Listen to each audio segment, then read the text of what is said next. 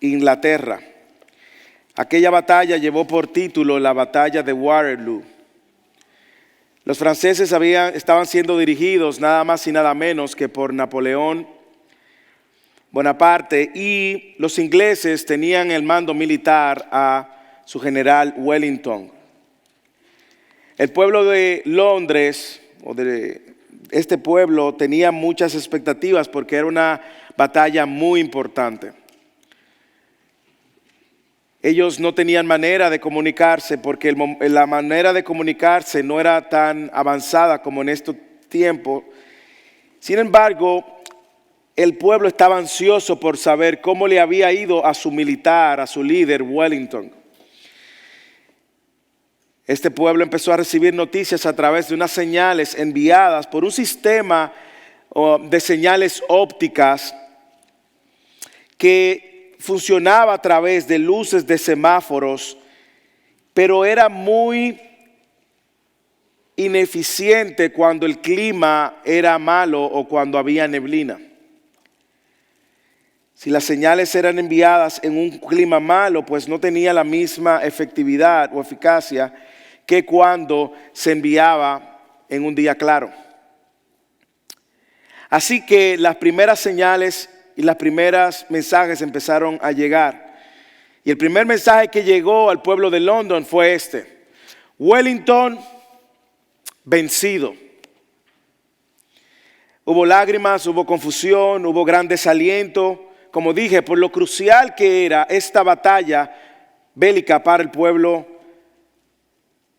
de London, para el pueblo inglés. Más tarde, cuando la neblina se disipó y desapareció, vieron el mensaje completo que decía: Wellington ha vencido al enemigo.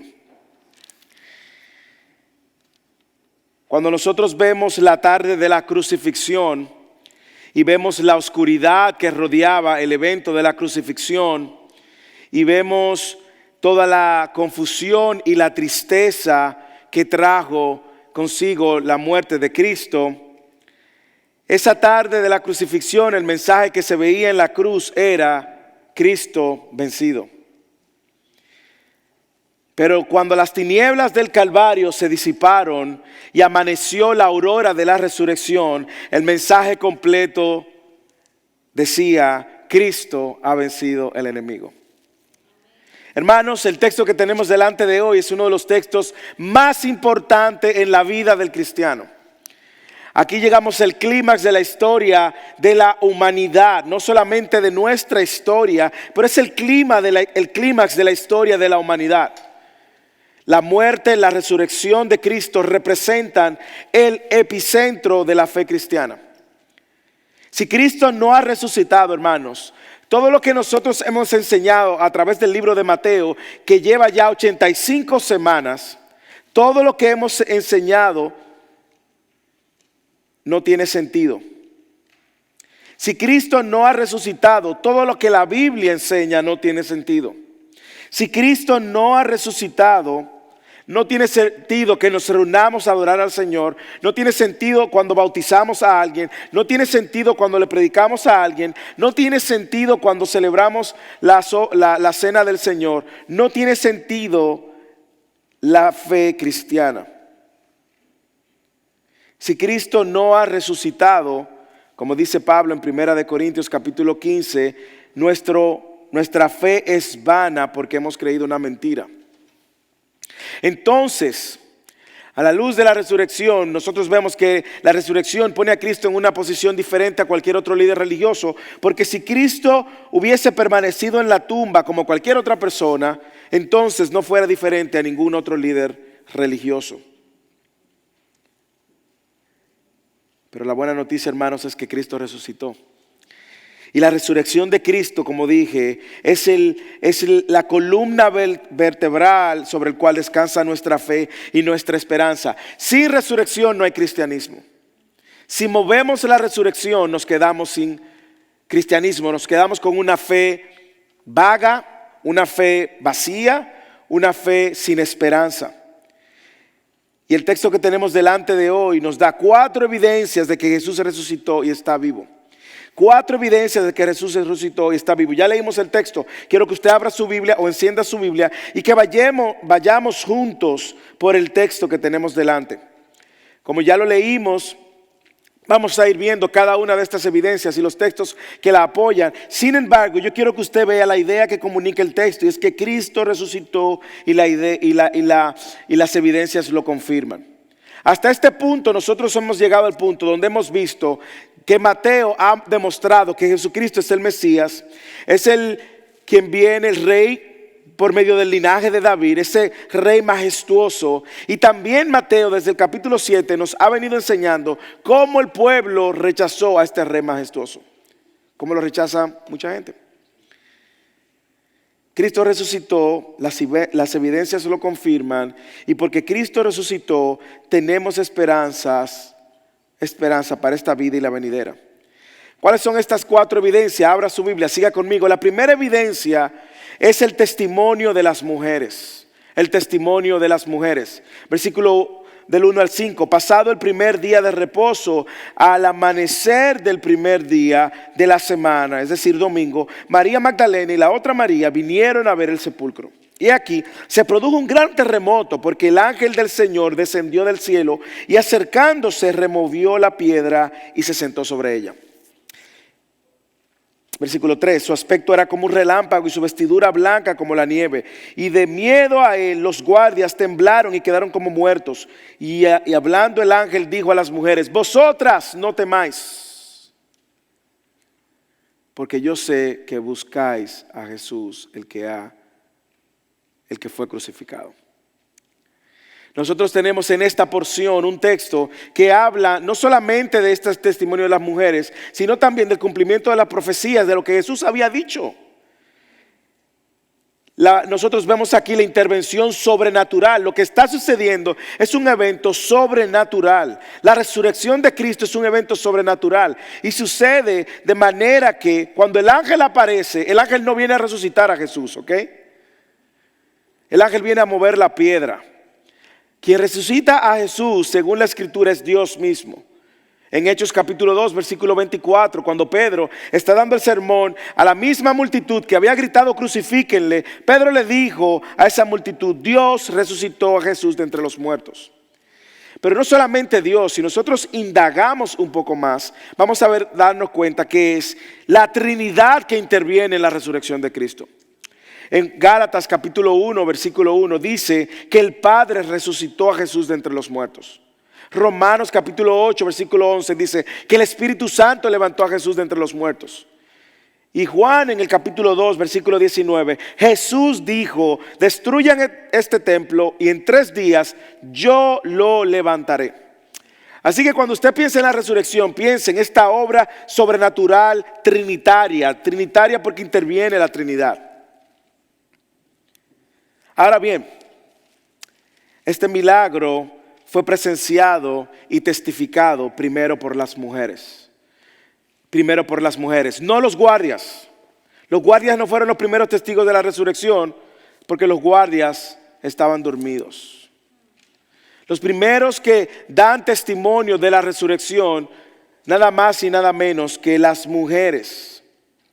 Y es importante que entendamos que las mujeres fueron el testimonio inicial y por qué esto es una evidencia. Pero para entender eso tenemos que entender un poco del contexto. La palabra de la mujer, para una mujer testificar, necesitaba más de una mujer que testificara. Una sola mujer no valía, un testimonio de una sola mujer no valía. Por lo tanto, si usted va a inventarse una historia de que Jesús resucitó, usted no va a querer poner a las mujeres como la principal o la primera a enterarse de la resurrección. Sin embargo, nosotros vemos que cuando las mujeres llegan se encuentran con que la tumba está vacía. ¿Qué es lo que ellas están testificando? Están testificando que la tumba está vacía. Y la pregunta es: ¿por qué la tumba estaba vacía? ¿Por qué la piedra fue removida? De hecho, otro de esos evangelios dice que cuando ellas iban hacia el sepulcro, se estaban preguntando: ¿quién nos va a mover la piedra? ¿Por qué la piedra tenía que ser removida si luego nosotros vamos a ver a Jesús? Que Jesús, aun cuando tiene un cuerpo glorificado físicamente, Jesús entraba sin tocar la puerta. Él podía atravesar paredes. ¿Por qué la piedra entonces es removida? Bueno, yo creo que es evidente que el Señor soberanamente quiere remover una piedra que, como leímos la semana pasada, era una piedra grande que estaba bien asegurada, que humanamente era imposible ser movida o ser robado el cuerpo y mover la piedra, que de todos los componentes, además la piedra iba en una inclinación contraria a lo que fue removida. Se necesitaba una fuerza superior. Pero ¿por qué esta piedra necesitaba ser removida? ¿Y por qué las mujeres debían de ser testigos de esto? Bueno, la piedra necesitaba ser removida para que todo el mundo viera la tumba vacía. Para que todo el mundo testificara de que la tumba estaba vacía. Así que estas mujeres llegan, ven que la piedra ha sido removida y se sorprenden. Y un ángel la intercepta y le dice lo que ellas deben de hacer. Y lo que está sucediendo aquí es que estas mujeres escuchan en el mensaje justamente que Jesús le ha venido diciendo a los discípulos. Y el ángel le dice: vayan donde los discípulos y díganle que ahí se van a encontrar en Galilea con Jesús. Jesús se lo ha venido diciendo en múltiples ocasiones. A mí me encanta ver que Dios usara a las mujeres.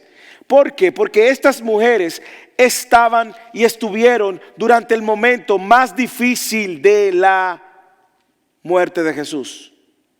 Nosotros vimos la semana pasada que, a diferencia de los discípulos de Juan, los discípulos de Jesús salieron corriendo y se escondieron. Los discípulos de Juan, cuando a Juan lo decapitaron, tomaron el cuerpo de Juan. Los discípulos de Jesús, desde el momento en que lo apresan, salen corriendo y se esconden. ¿Y quiénes estuvieron ahí fielmente? Las mujeres.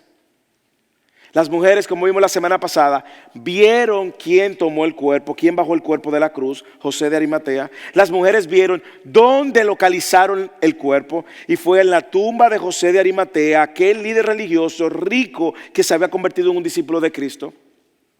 Las mujeres se dieron cuenta de lo que habían hecho con el cuerpo de Jesús. O sea que las mujeres tenían detalles, habían grabado cada uno de los acontecimientos. Hermanos, yo le doy gloria a Dios por las mujeres, que fueron mujeres y no hombres, porque las mujeres saben recordar muy bien cada detalle, ¿sí o no? La mujer sabe dónde va cada cosa. De hecho, ayer me llené de mucho gozo al saber cómo cerca de 30 mujeres se reunieron y fueron edificadas mutuamente. Yo decía: wow, cuando las mujeres están activas, la iglesia también va a estar activa. Y es un llamado de atención a los hombres, como lo es el texto, donde los discípulos no estuvieron presentes, ni en la crucifixión, ni en la sepultura, y fueron luego ellos quienes se enteran porque Jesús se le aparece de la resurrección. No porque ellos fueron diligentemente confiando y creyendo: oh, Jesús resucitó, dijo que iba a resucitar, vamos a la tumba temprano en la mañana. No, ellos estaban escondidos, dice Juan en el capítulo 20, versículo 19.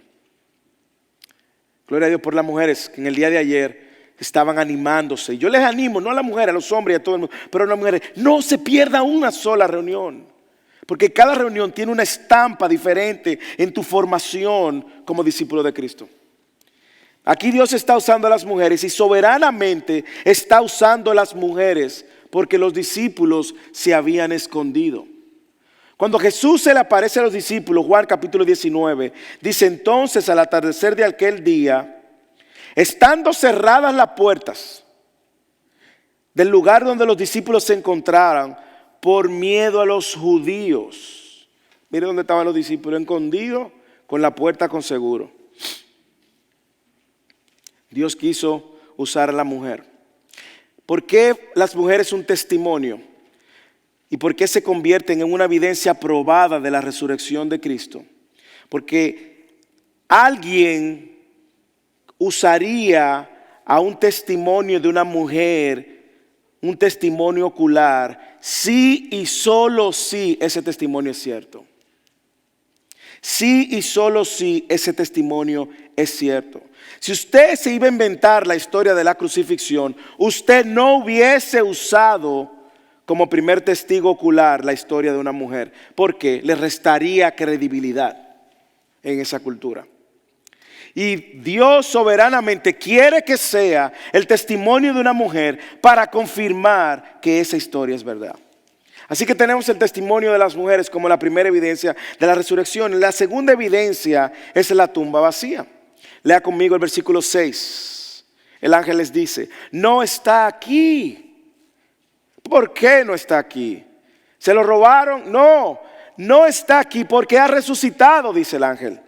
Tal como dijo, venid, ver el lugar donde yacía. Es decir, Él no está aquí porque resucitó como Él se lo había dicho. Y como dije, la resurrección es la doctrina fundamental del cristianismo. Prueba la deidad de Jesús, prueba el cumplimiento de las promesas que Él había dado. Y diferente de las demás religiones que existen en el mundo, la resurrección de Cristo es el epicentro de nuestra religión. Y ninguna otra religión del mundo basa su fe en la resurrección de su líder religioso. Ninguna otra, ninguna otra. Y esa tumba vacía, hermanos y hermanas, es un testimonio de la resurrección de Cristo. Cuando nosotros vemos o escuchamos que la tumba está vacía, debemos de recordar varias cosas. Escúcheme, algunas de las cosas que debemos de recordar. Una de las cosas que debemos de recordar es que Cristo ha tenido la victoria sobre la muerte. La tumba vacía nos recuerda, la muerte no pudo sostenerlo, ni la tumba tampoco. Cuando vemos la tumba vacía, debemos de recordar que Cristo resucitó corporalmente, no espiritualmente, como algunos dicen, no espiritualmente. Y déjeme decirle, muchas personas a través de la historia han tratado de inventar una historia para justificar humanamente que la tumba está vacía. Hay muchas historias, hay más de 10 historias. 10 teorías. Hay una teoría de la alucinación que dicen que los discípulos alucinaron y vieron a Jesús resucitado. Era imposible porque Jesús no solo se le manifestó a los discípulos, sino a más de 500 personas. Tú no puedes alucinar 500 personas al mismo tiempo viendo lo mismo. Hay otra teoría que dice que Jesús, básicamente, Él no se comunicaba mentalmente. Y que Él preparó a los discípulos para mandarle un mensaje en la mente. También es un absurdo porque nadie iba entonces, tú tienes que de todas formas demostrar dónde está el cuerpo de Jesús. Pero déjeme darle otras teorías que aparecen y que podemos sacar del texto. Una de ellas, de esa teoría, dice que las mujeres y más tarde los discípulos fueron a una tumba equivocada. Si fueron a una tumba equivocada, está en tela de juicio, porque esas mujeres diligentemente vieron dónde pusieron a Jesús. Pero no solamente eso, ¿qué tú haces? ¿Dónde está el cuerpo de Cristo? Fueron a una tumba equivocada y de ahí iban a morir por la resurrección, proclamando la resurrección de un hombre. No, las mujeres, por eso es que me encanta que Dios haya usado mujeres. Si hubiese usado hombres que no nos fijamos tanto en los detalles, yo no le digo. Pero las mujeres saben muy bien dónde, cómo, cuándo, a qué hora, y no lo olvida, eso sí, no lo olvida. Segunda teoría también es que los discípulos robaron el cuerpo de Jesús y afirmaron que había resucitado. Era imposible que los discípulos robaran el cuerpo de Jesús. ¿Por qué? Porque para esos discípulos robar el cuerpo de Jesús, escuche todo lo que había que hacer. Lo primero es salir del escondite donde ellos estaban, porque estaban muy temerosos. Lo segundo es que tenían que venir con una turba de gente, de discípulos, bien armados y entrenados para vencer por lo menos a 12 soldados que estaban guardando y protegiendo la tumba. Imagínense, tomarlo de sorpresa y vencerlo. Y luego de vencerlo, mover la tumba, ¿verdad? Que estaba sellada, sacar el cuerpo, mover la piedra que estaba sellada, tomar el cuerpo y salir por ahí y luego inventarse la historia. Lo cual sería una improbabilidad también.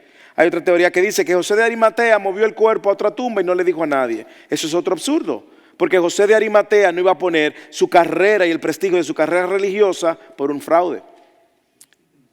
Existe una teoría que dice que Jesús se desmayó, que fue tanto los golpes que él recibió en la cruz, que él se desmayó y lo dieron por muerto, pero que las especies que le echaron, más el frío de la tumba, los revivió.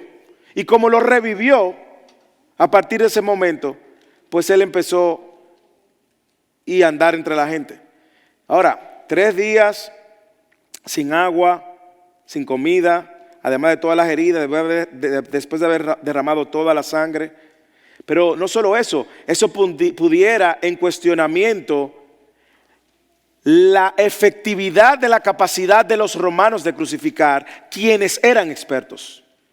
Y quienes, si el muerto o el crucificado no estaba bien muerto, les rompían las piernas para que lo último de vida que le quedaba y de fuerza para respirar no lo pudieran hacer. Y los romanos sabían matar gente. Entonces los romanos fallaron, quedó medio moriviví, las especies lo revivieron y ahí él caminó de la tumba, él mismo de adentro removió la piedra. Él mismo de adentro, luego que sale, vence a los soldados y él llega caminando y se le aparece allá en Galilea a los discípulos. Otro absurdo. Entonces es imposible argumentar esto. Ninguna de estas teorías. La verdad es que cuando nosotros vemos a los discípulos predicando el evangelio valientemente en Jerusalén, ellos sabían lo que estaban predicando. De hecho, si los discípulos se hubiesen robado el cuerpo, como algunos decían, la teoría de que se robaron el cuerpo, los líderes religiosos y los líderes romanos podían investigar a los discípulos y someterlos a la justicia. Usted sabe que había una pena capital, una pena de muerte, si usted robaba el cuerpo de una tumba. Así que ellos podían salir y confirmarlo. Y decir, ustedes robaron el cuerpo de Jesús, van a pagar con sus vidas. Hermanos, Jesucristo resucitó y la tumba está vacía.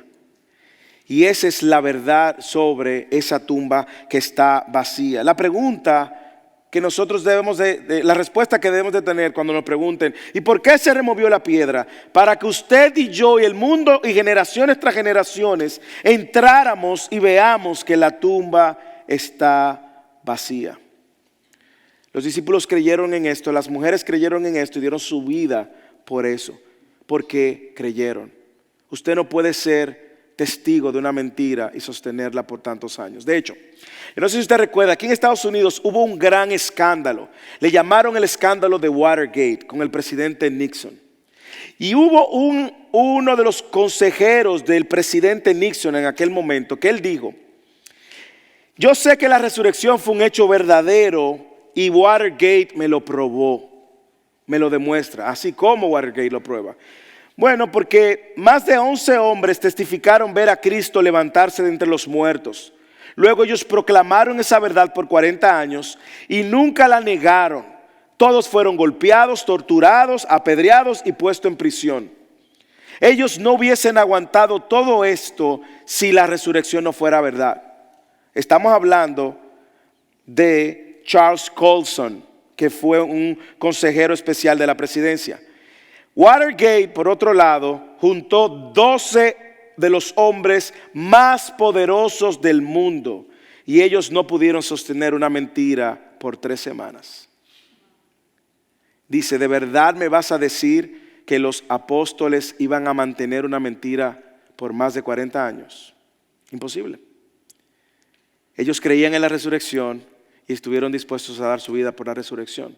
La pregunta es, hermano, si usted cree en la resurrección, usted dirá, amén, amén.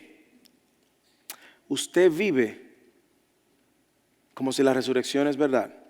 ¿Cómo lo sé, pastor? Bueno, usted tiene que ver dónde está puesta su mirada.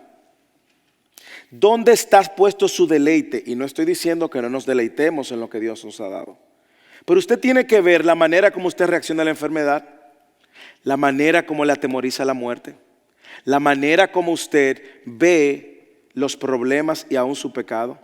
Porque la resurrección cambió completamente todo lo que el discípulo de Cristo cree en esta vida y en la venidera. ¿Sí o no? Si Cristo vive, hermanos, podemos estar tranquilos mientras vivamos debajo del cielo y podemos tener nuestra esperanza puesta cuando vivamos por encima del cielo. Hermanos y hermanas y hermanos, Cristo vive y eso lo cambió todo.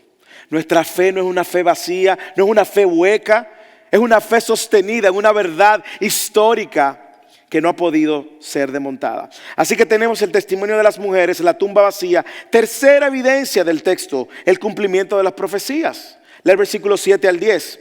¿Qué le dijo el ángel? Id pronto y decir a sus discípulos que Él ha resucitado de entre los muertos. Y he aquí, Él va delante de vosotros a Galilea y allí le veréis. He aquí os lo he dicho. Y ellas, alejándose a toda prisa del sepulcro, con temor y gran gozo, corrieron a dar la noticia a sus discípulos. Y he aquí se produce el encuentro. Las primeras en ver a Cristo resucitado. Versículo 9. Y he aquí que Jesús le salió al encuentro diciendo: salve. Ellas escucharon a Jesús. ¿Y qué hicieron? Y ellas se acercaron, abrazaron sus pies, le adoraron. Y entonces Jesús le dijo: no teman, vayan, avísenle a mis hermanos que vayan a Galilea y allí me verán. Hermano, una vez más, las mujeres son las primeras portadoras de la buena noticia de la resurrección de Cristo. Los ángeles la comisionaron y fueron. Jesús ahora vuelve y la intercepta. Y hacen lo que todo discípulo de Cristo. ¿Usted es discípulo de Cristo? Todo discípulo de Cristo. ¿Usted es discípulo de Cristo? Todo discípulo de Cristo debe de hacer. Mire lo que ella hacen. Lo primero que ella hacen es que corren a Jesús. Eso es lo primero que hace un discípulo de Cristo, o ha hecho un discípulo de Cristo. Es correr donde Jesús como el único y suficiente Señor y Salvador. ¿Qué es lo segundo que ellas hacen? Luego de que corren a Jesús, tienen un encuentro con Jesús. Lo segundo que ellas hacen es que escuchan a Jesús. Jesús le dice salve, la saluda. Ellas escuchan y este saludo fue suficiente para hacer lo tercero que todo discípulo de Jesús hace. No solamente en tener un encuentro con Jesús, sino también escuchar la palabra de Jesús, escuchar la voz de Jesús. Luego, ¿qué hacen? Adoran a Jesús. Se postraron. A los pies se postraron, le adoraron. Y lo cuarto que hacen es que obedecen a Jesús. Usted no puede ser un discípulo si usted no cumple con esta característica. Es imposible usted ser un discípulo de Jesús si usted no ha tenido un encuentro con Jesús, si usted no ha escuchado la voz de Jesús, si usted no adora con su vida a Jesús y si usted no obedece a Jesús. Usted puede decir lo que usted quiera. Pero mire cómo ellas, siendo los primeros testigos de Jesús, ellas vienen, escuchan, adoran y Jesús le dice: no teman. Vayan donde mis hermanos. Mire cómo Jesús le llama a los discípulos. Vayan donde mis hermanos. Vayan y recuérdenle y díganle que allí me verán.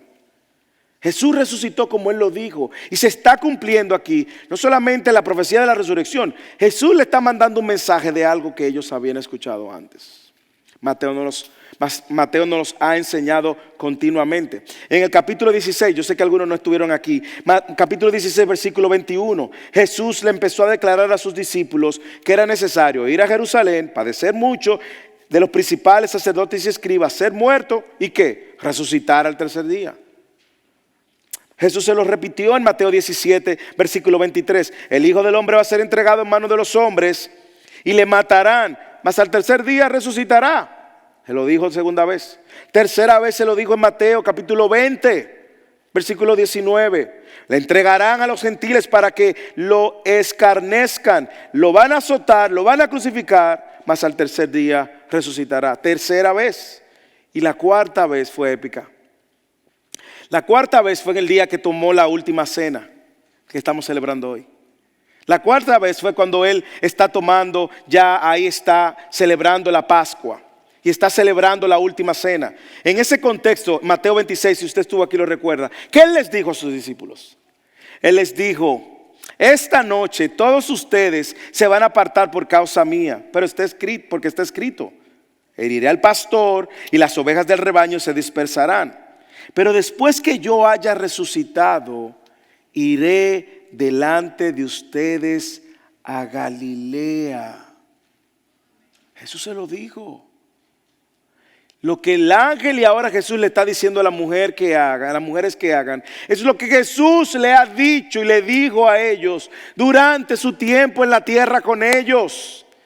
Y Jesús está cumpliendo lo que Él prometió y está cumpliendo lo que Él profetizó. A mí me encanta, aquí termina la narración de Mateo con respecto a la resurrección. Mateo hace un corte aquí Yo me preguntaba, ¿cómo podemos terminar de ver esta imagen? Bueno, gracias a Dios por los demás evangelios. Porque Marcos nos dice que cuando las mujeres, el ángel la mandó, les dijo a las mujeres, vayan a los discípulos y díganle a quién. A Pedro. ¿Por qué a Pedro? Porque Pedro estaba totalmente desmoralizado. Pedro estaba totalmente desesperanzado. Y ahora el ángel tiene el detalle de decirle, vaya y díganle a Pedro. Pedro, recuérdate. Yo me imagino cuando Pedro escuchó la noticia, era un recordatorio para Pedro de que Pedro, Dios no desecha a sus hijos, Pedro.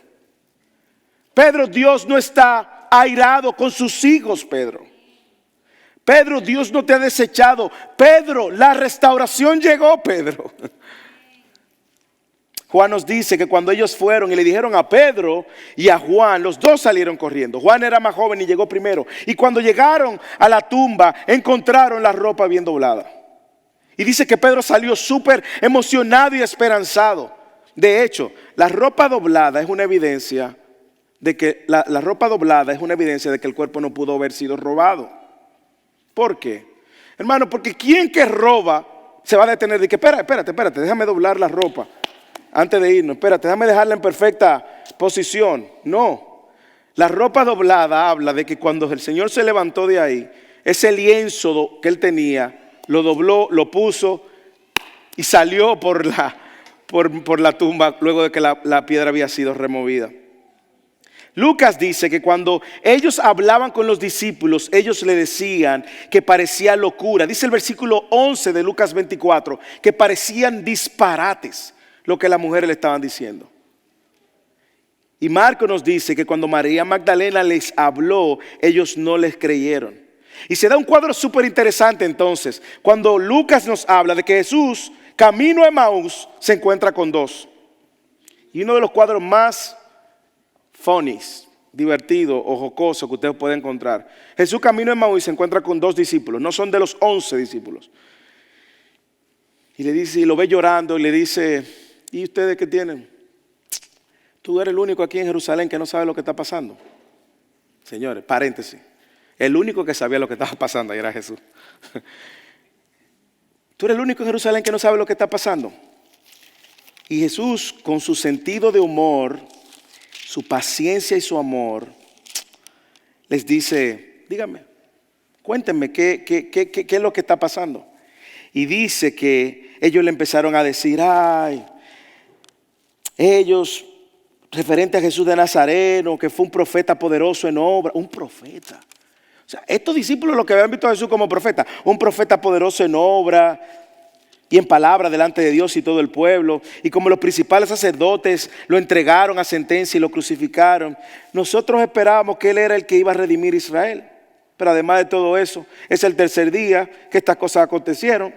También las mujeres fueron de entre nosotros y nos asombraron, porque cuando fueron en la madrugada no encontraron el cuerpo en el sepulcro y vinieron diciendo que también habían visto la aparición de un ángel que decía que él vivía. Y algunos de los que estaban con nosotros fueron al sepulcro y lo hallaron tal como también las mujeres lo habían dicho, la tumba vacía. Y Jesús le dice, oh insensatos, oh insensatos. A mí me cautiva la paciencia de Jesús con los discípulos. Y dice que Jesús entonces agarró la escritura y empezó a demostrarle por la escritura, desde Moisés, desde Génesis hasta los profetas, cómo las escrituras habían profetizado acerca de él. Es increíble que estos discípulos no creían que Jesús iba a cumplir lo que él había profetizado. Pero Él lo cumplió.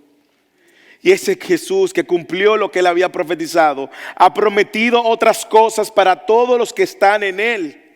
Y le digo que Él las va a cumplir. Y la está cumpliendo. Él prometió que si alguno está en Cristo, nueva criatura es, hermanos. Y eso es así. Él prometió que si tú estás muerto, si tú has creído en Él, aunque tú estés muerto, tú vas a resucitar. Y eso va a suceder. Hermanos, Él prometió que va a volver. Y le digo que Él va a volver. Él va a volver, hermanos. No pierda de vista lo que Jesús ha prometido. Él cumplió lo que había prometido y Él prometió que resucitaría y al tercer día lo hizo y le dijo: yo los voy a ver a ustedes en Galilea.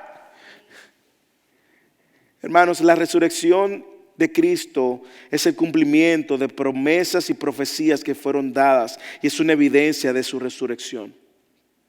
1 Corintios dice que Él cumplió lo que Él había prometido. Usted recuerda 1 Corintios, Pablo diciendo: yo os entregué lo que recibí. Cristo murió por nuestros pecados conforme las Escrituras. Fue sepultado, resucitó al tercer día conforme a las Escrituras. Hermanos, ¿qué nos dice eso? Que nosotros podemos confiar en la Escritura, hermanos. Que nosotros podemos confiar en lo que está revelado por medio de su palabra. Él prometió y todo lo que Él ha prometido lo ha cumplido. Y todo lo que Él ha prometido y no se ha cumplido, se cumplirá. ¿Cuál es la última evidencia? No solamente el testimonio de las mujeres, no solamente la tumba vacía, no solamente el cumplimiento de las profecías. Aquí hay uno muy interesante, una evidencia muy interesante. El testimonio de los enemigos de la resurrección. El testimonio de los enemigos de la resurrección. Lee el versículo 11 al 15. Y mientras ellas iban, aquí algunos de los de la guardia fueron a la ciudad. Es decir, ellas van a los discípulos y estos van los guardias. Algunos de los guardias fueron a la ciudad e informaron a los principales sacerdotes de todo lo que había sucedido. Y después de reunirse con los ancianos y de deliberar con ellos, dieron una gran cantidad de dinero a los soldados, diciendo: decir esto: sus discípulos vinieron de noche y robaron el cuerpo mientras nosotros dormíamos. Y si esto llega a oídos del gobernador, nosotros lo convenceremos y os evitaremos dificultades.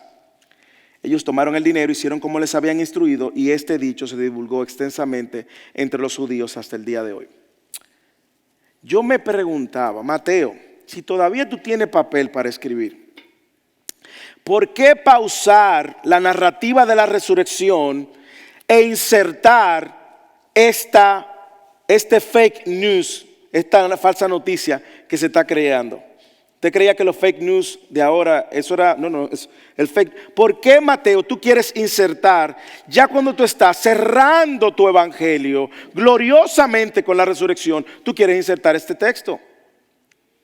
Hermanos, dije al principio, Mateo no solamente nos ha enseñado a Jesús, Rey majestuoso, resucitado, el Rey majestuoso que vino a salvarnos, sino también Mateo nos ha enseñado cómo el pueblo lo ha rechazado. Ha rechazado a ese rey. Pero yo quiero que usted vea toda la maldad de estos líderes religiosos. Yo quiero que usted vea toda la maldad de los líderes religiosos. Mire cómo ese testimonio es una evidencia fuerte de la resurrección. ¿Qué pasa? Los guardias vienen, tienen una experiencia sobrenatural. Ellos van donde gente que sabe más o menos de lo sobrenatural, que son los líderes religiosos. Le cuentan la verdad, pero mire lo que hacen los líderes religiosos. Y sígame. Lo primero es que los líderes religiosos sobornan, dan dinero para silenciar la verdad. Dan dinero para silenciar la verdad. Lee el versículo 12. Y después de reunirse con los ancianos, es decir, ellos se pusieron de acuerdo y deliberar con ellos, dieron una gran cantidad de dinero a los soldados. Los soldados aceptaron el dinero, acordaron y estuvieron de acuerdo con la trama. Señores, ¿quién en el mundo paga soborno para que alguien diga la verdad? Usted no paga dinero y soborno para que una gente salga a decir la verdad, porque ya no sería soborno, eso sería promoción, marketing. Usted solamente va a pagar soborno para ocultar la verdad, pero no para decir la verdad. Tú no sobornas a la gente para que diga la verdad. Por lo tanto, el soborno expone la mentira. Y es lo que Mateo está tratando de que nosotros veamos. Cómo el soborno está trayendo a la luz una mentira. Segundo, mire lo que hacen. No solamente pagan para silenciar la verdad, sino que ellos se inventan una mentira para suprimir la verdad. Pagan para silenciar la verdad y ahora se inventan una mentira para suprimir la verdad. Mire lo que dicen. Dile a la gente, sus discípulos vinieron de noche y se robaron el cuerpo mientras dormíamos. Señores, esto es lo más sin sentido que hay. Esto se contradice en sí mismo. Léalo con detenimiento. Si un discípulo robó el cuerpo de Jesús mientras ellos dormían, ¿cómo ellos iban a testificar en contra de los discípulos si estaban durmiendo? ¿Cómo yo voy a testificar? Ah, sí, se metió un ladrón y usted lo vio. No, yo estaba durmiendo. ¿Y cómo usted sabe que fue Juan? No, es Juan, yo estaba durmiendo. Usted no puede testificar en contra de alguien si usted estaba durmiendo. Es un absurdo. No solamente es un absurdo, es una estupidez, porque los soldados romanos hacían 4 ciclos, 4 rondas de seguridad durante 8 horas. Cada 2 horas, cada 2 horas, cada 2 horas. Era imposible que se durmieran. Pero estos no solamente pagan para silenciar la verdad, sino que también se inventan una mentira para suprimir la verdad. Yo no sé si usted se está dando cuenta, pero este es el mejor intento que tienen los líderes religiosos y lucen como estúpidos. Quedan como unos tontos. ¿Qué más? No solamente ellos pagan para silenciar la verdad, no solamente ellos inventan una mentira para suprimir la verdad, sino que también ellos protegen la mentira. Mire, y si esto llega a oídos del gobernador, nosotros lo convenceremos y evitaremos dificultades. Yo quiero que ustedes otra vez piensen en estos líderes religiosos a quien Jesús en el capítulo 23 le llamó hipócritas. Léase el capítulo 23 para que usted vea todos los elogios que Jesús le dio. Hipócritas, serpientes de víbora, camada de víbora, sepulcros blanqueados. Esto es un acto de hipocresía también. En el capítulo 27, ellos no fueron donde Pilato y le dijeron, mira Pilato, necesitamos guardia. ¿Por qué? Porque este engañador dijo que iba a resucitar el tercer día. Y nosotros no quisiéramos que después los discípulos vengan y creen otro engaño peor que el primero. Y quienes se convierten en los engañadores, ¿quiénes son? Ellos.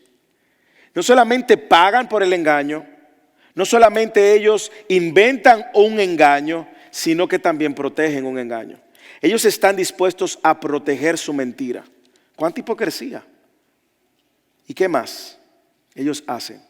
Ellos esparcen la mentira. Mire cómo dice el versículo 15. Ellos tomaron el dinero, hicieron como se le había instruido y este dicho se divulgó extensamente entre los judíos hasta el día de hoy. El día de hoy significa el día en que Mateo escribió el Evangelio. Estamos hablando algunos 25 años después. Entonces la razón por la cual Mateo escribe esta historia en el clímax de la resurrección y el Evangelio es para demostrar que el testimonio de los enemigos de Cristo y su complot terminan confirmando la resurrección de Cristo. Terminan confirmando la resurrección de Cristo. Ellos trataron de silenciar la verdad de la resurrección, hermanos, y no pudieron. Hermanos, ¿cómo nosotros sabemos que ellos no pudieron silenciar la verdad de la resurrección? Hermanos, porque usted y yo estamos aquí celebrando justamente porque Cristo resucitó de los muertos. Más aún, en Hechos, cuando se esparce el Evangelio y la buena noticia y los discípulos salieron a proclamar que Jesucristo era el nuevo rey, ¿qué pasó en Hechos 17? Dice en Hechos 17 que las autoridades tomaron a un tal Jason y a otros discípulos y lo llevaron a la autoridad y gritaban, las autoridades desesperadas gritaban, estos que han trastornado el mundo han venido acá también. Y Jason los ha recibido. Todos ellos actúan contra los decretos del César, diciendo que hay otro rey, Jesús. Y alborotaron a la multitud y a las autoridades de la ciudad que oían esto.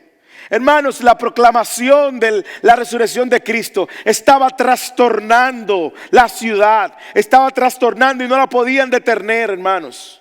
Y le digo algo, como iglesia, ese es nuestro llamado, continuar proclamando a un Cristo resucitado. Hermanos, no tenga temor de proclamar a Cristo, a un ateo, a un musulmán, a un budista, a un agnóstico. No tenga temor, porque es el único evangelio que transforma, cambia. Jesús está vivo y eso cambió todo. Jesús está vivo y tiene poder para salvar a cualquier persona y cualquier pecador. Jesús está vivo y esto significa que cuando yo pase el umbral de la muerte yo voy a tener vida. Nosotros estamos llamados a proclamar estas buenas nuevas, porque esta verdad de la resurrección sostiene todo lo que nosotros creemos. La resurrección de Cristo significa que Jesús es Dios como Él afirmó serlo y que tiene poder sobre la vida y la muerte. La resurrección de Cristo significa y sirve como evidencia de que Él satisfizo la ira de Dios por nuestros pecados.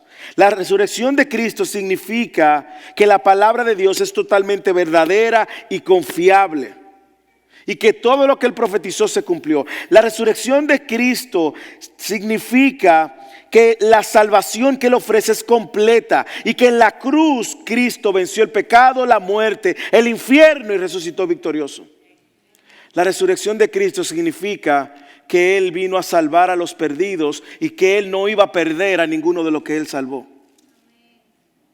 La resurrección de Cristo significa que Él volverá como Él prometió. Yo no sé cómo usted lo cambia, la resurrección, pero yo espero que usted vea de qué manera eso transforma su vida. Y le voy a decir algunas cosas, cómo la resurrección nos va a cambiar.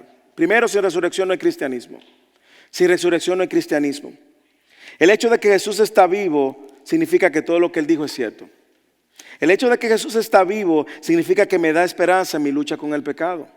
De hecho, Romanos capítulo 10, versículo 9. ¿Qué dice Romanos capítulo 10, versículo 9? Dice que el mismo Espíritu que resucitó a Jesús de entre los muertos, el mismo Espíritu, versículo 11, que el que resucitó a Cristo de entre los muertos es el mismo que a nosotros nos va a resucitar.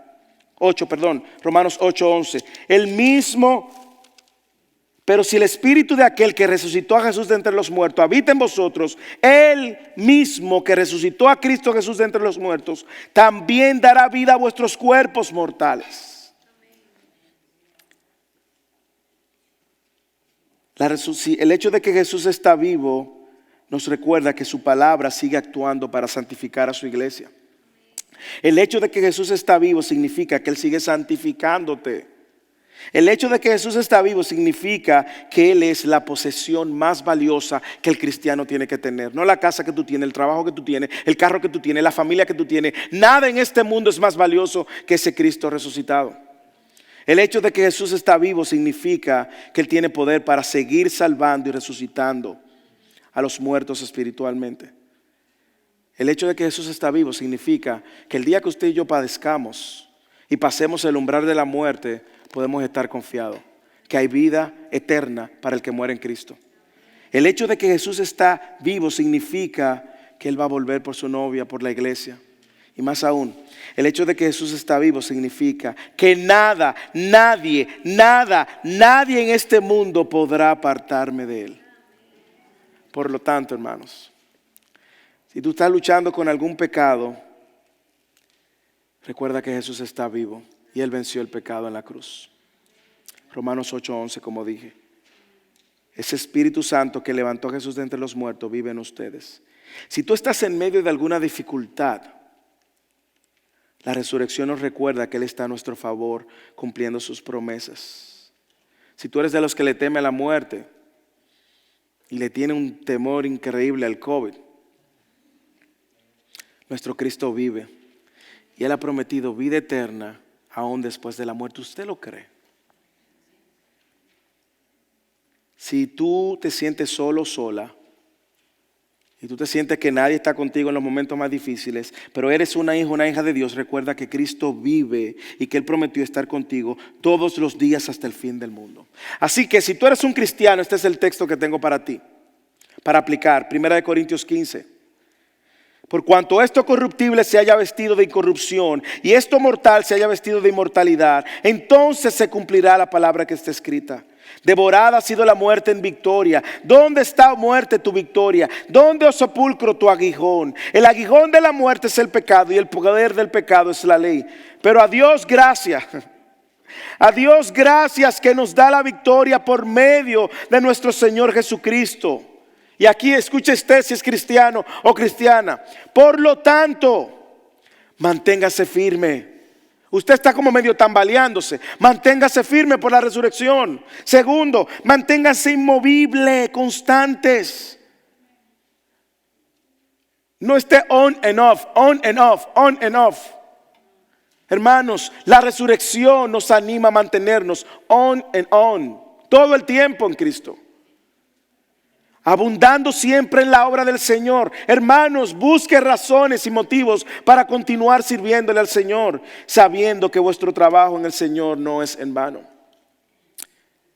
Si tú estás aquí y no eres creyente, y con esto termino, yo quiero presentarte a Jesús, al Jesús que ha resucitado.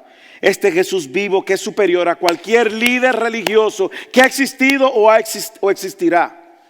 Este Jesús es superior a cualquier líder religioso. Confucio dijo, yo nunca dije que soy santo.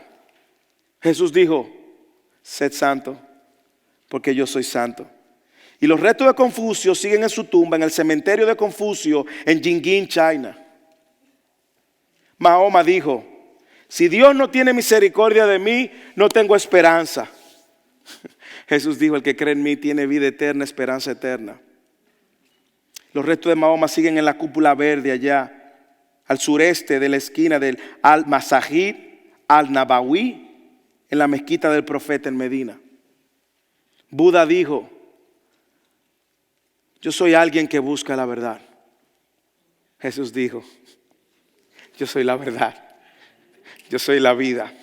Y el que cree en mí, aunque esté muerto, vivirá. Y los restos de Buda siguen en la tumba en Jinchuan County, en Pingliang, China. ¿Y qué dijo Jesús? Jesús dijo, yo soy la resurrección y la vida, escuche. Y el que esté en mí, el que cree en mí, aunque esté muerto, vivirá. Él está vivo, la tumba está vacía y usted puede ir allá a Israel, puede ir a Jerusalén y no va a encontrar los cuerpos, los restos de Jesús. ¿Por qué? Porque Jesús está vivo, sentado a la diestra del Padre, intercediendo por sus hijos, hermanos. Hermanos, esa es la buena noticia. Nosotros no predicamos a un Cristo muerto, predicamos a un Cristo vivo. Y si tú nos visitas en esta tarde y no has conocido de este Cristo vivo, te lo presentamos. No es un Dios muerto, es un Dios vivo que venció la muerte y que promete vida eterna a todo el que cree en Él. Y este texto es para ti, Romanos capítulo 10, 8. Si confiesas con tu boca que Jesús es el Señor y crees en tu corazón que Dios lo resucitó de entre los muertos, tú que nos visitas y no tienes a Cristo, serás salvo. Así que hay una promesa para aquellos que nos visitan y no están en Cristo también. Hermano, la resurrección cambió la historia, pero sobre todo la resurrección cambió nuestra historia. Porque de ahora en adelante nosotros no vivimos como alguien que no tiene esperanza. Nosotros no vivimos como alguien que no se preocupa por nosotros. Nosotros vivimos como creyentes que creen que Cristo está con sus hijos hasta el último día de nuestras vidas y luego después de la muerte, hermanos.